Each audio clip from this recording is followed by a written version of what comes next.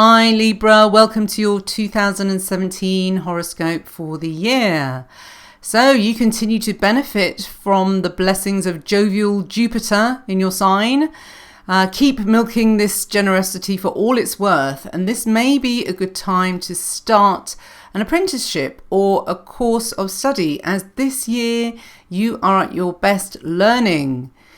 In 2017, there is more going on inside your mind than you're willing to divulge, and you'll be more comfortable taking in information rather than giving it out.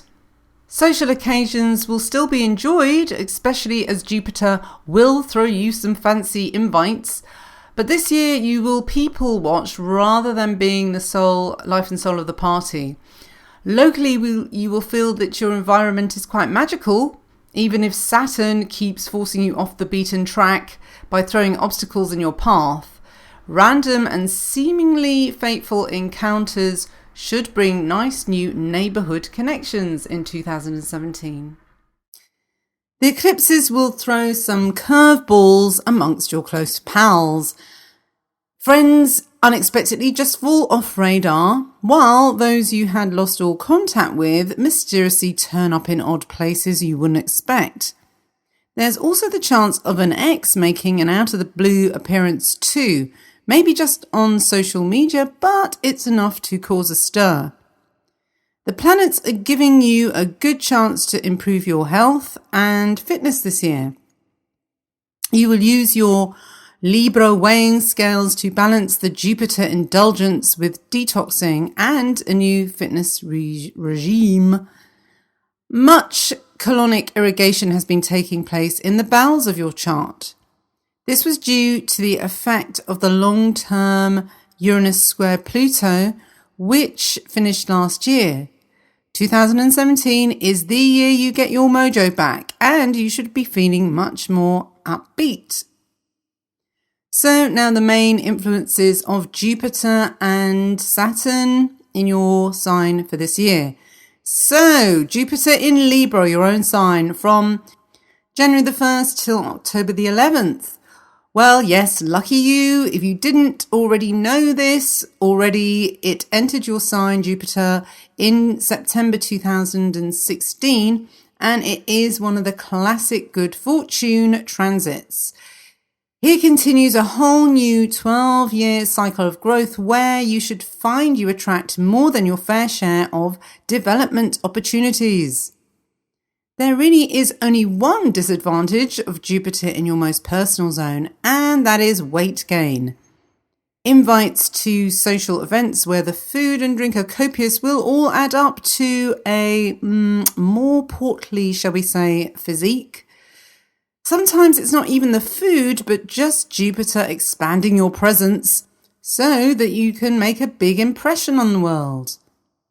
Financial gain also means that you can treat yourself to cabs when you could walk, or eat at finer restaurants where the food is just too irresistible. You will also just find you get rather greedy too, because there is such a lack of restriction on your personal desires. An inflated sense of self is handy though, as it can make you appear super confident and larger than life, even if deep inside you feel like the tiny Wizard of Oz. Everything is limitless when Jupiter is in your sign.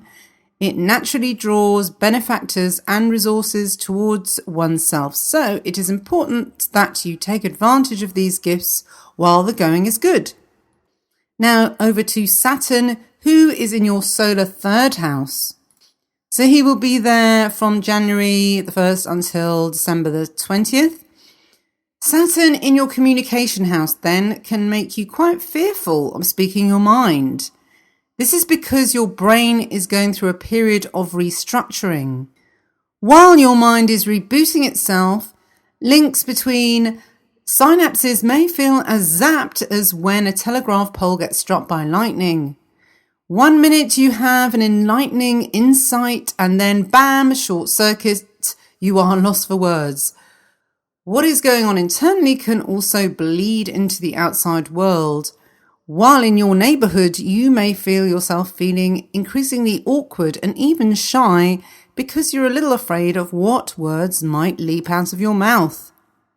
Connections between A to B may be fraught with obstacles and roadworks, again as if to reflect what is happening in your cerebrium. Saturn here merely wants to slow down your thinking process in order to rewire your brain. Negative childhood thinking patterns are scrambled so that they can be reset. Memories from your infancy can flare up during this period. If it wasn't a happy time or there were painful incidents of sibling rivalry, then Saturn here gives you the opportunity to reprogram your mind in a more positive and healthy way. Sometimes the only way to get a broken machine working again is to take it apart and reassemble it from scratch. Of course, while your brain is having this maintenance work done, others may perceive in you a kind of vacantness. After the changes have occurred, you could notice that your communications with neighbours or relatives suffer in the translation, as they are used to your old way of thinking. So while the internal and external adapt to match one another, you may experience some fallout from those who cannot communicate you on equal footing. This is natural and part of Saturn's lessons here in the learning zone. It may indeed feel like you are back in primary school again, and, as often happens during transition, one can experience solitude and disconnection from your classmates. Try not to get depressed and wall yourself off further. Reach out and test drive your new brain wiring. You should be pleasantly surprised by the response. So now a little taster of January to March, the more detailed section. So Lilith in Scorpio, first of all, that's from January the 1st to February the 11th. Lilith continues its transit in your cash house. You may feel that your income has lessened or possessions are lost so that you feel less secure and are feeling a bit empty. So you may seek consolation in your partner. But if their affection is not forthcoming or fulfilling, then the stingy grass may look much greener elsewhere. After February the 12th, though, Lilith transiting through your goddess house of local environment will make it teem with synchronicity and fateful experiences. The universe seems to be speaking to you through something as mundane as a trip to the supermarket. Mars is in Aries from January the 28th to March the 10th. Right, war there. Mars in the house of open enemies could be interesting. You will certainly know who your friends are, and you might well need them on your side when defending yourself against the wild mob who are hurling knives at you.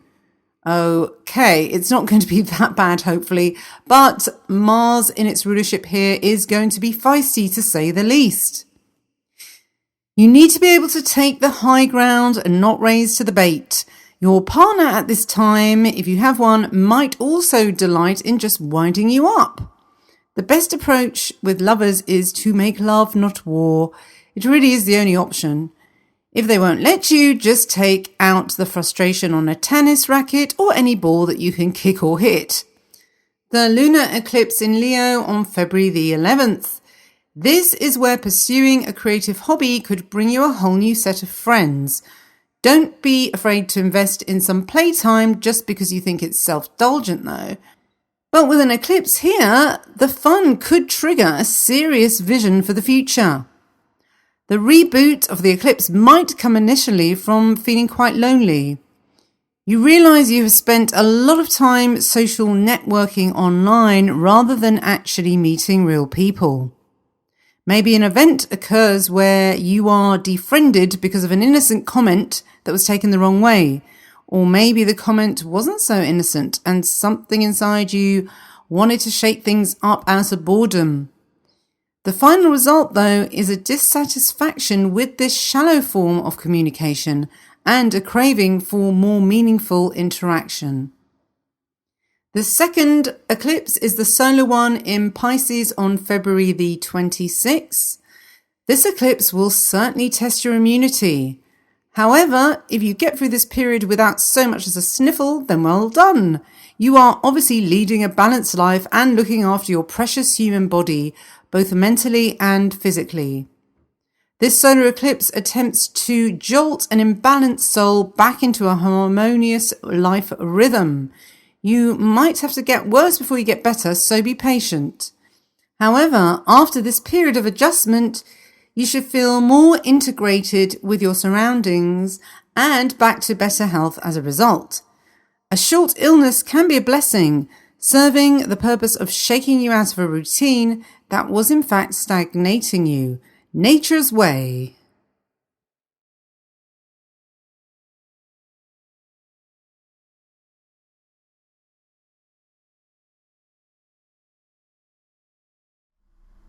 Well, I hope you enjoyed that forecast. If you would like to download the full year ahead on PDF, do come down to darkstarastrology.com. That's my website.